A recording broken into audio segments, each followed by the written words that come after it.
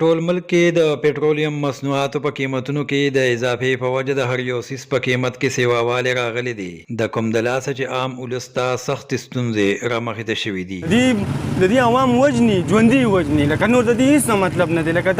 دا انصاف دی د چا له کور تپوس د دې کړی دی چې لکه مثال ستا په کور کې د وړو درک لګي که نه لګي چا نه څوک نارې تېروي څوک په ناره سملي او یوازې په پېټرول او ډیزلو کې اضافه نه ده دې سره به د عام کس په ژوند باندې ډېر زیات اثر غورځي دې سره به کرایانې سیوا کېږي دې سره به د خوراک څښاک دا سامانونه چې کوم دي دا به ټول سیوا کېږي تېره ورځ د پېټرولو په قیمت کې 19 روپۍ او ډیزلو په قیمت کې د 20 روپو د اضافې سره د ګاډو په کرایانو کې هم اضافه شوې چې به ورسره نور د خوراک څښاک سامان هم ګران شي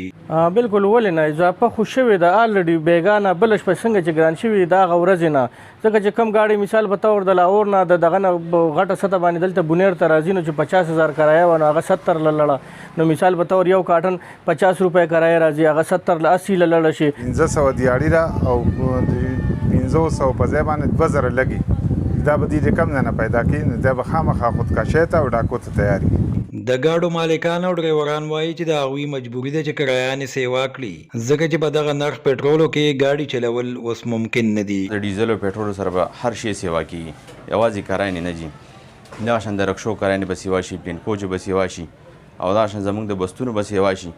او عوام ډېر زیات پریشانه دي یاره غټ ګاډي کې به تقریبا 1000 د 590,000 پورې انشاءالله دا به سیواوالی راځي د پېټرولیم مصنوعاتو په نرخ کې مسلسل سیواوالي د ژوند ګاډي یو وارې بیا ودرولي دي او عام ولس کم چې د مخکې نه د ګرانۍ په میچن د لیدو په ژوند کې یې نورې مسلې هم سیوا شوي دي عمران بونیری خیبر نیوز مندن بونیر